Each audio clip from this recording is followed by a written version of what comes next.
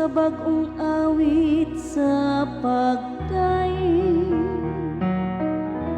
diha sa katilingban sa mga nagtuo kaniya.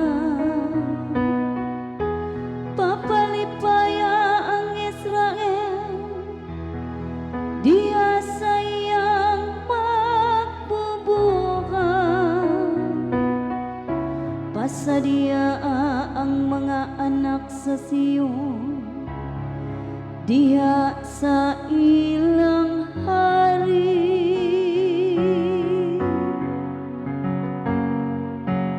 Ang Ginoo nalipay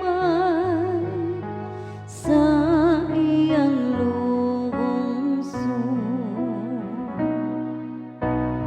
Padayga sila sa iyang ngalan diha sa sayaw sa pangiling.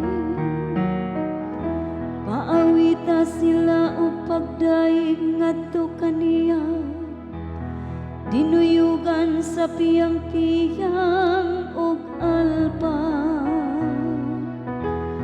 Kay ang Ginoo naigugma sa iyang lungsod, ug gidayanan niya ang mapaubsanon ug kadaugan.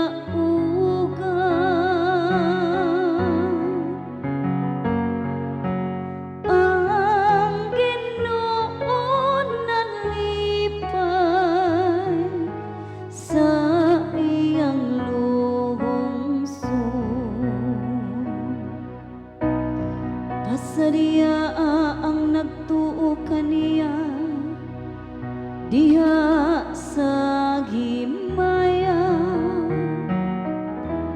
Paawita sila tungod sa kalipay diha sa ilang mga higdaanan.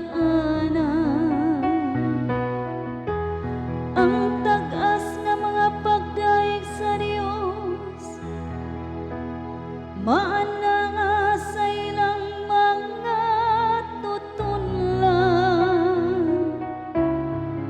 Mao kini ang himaya sa tanan nga nagatuo kaniya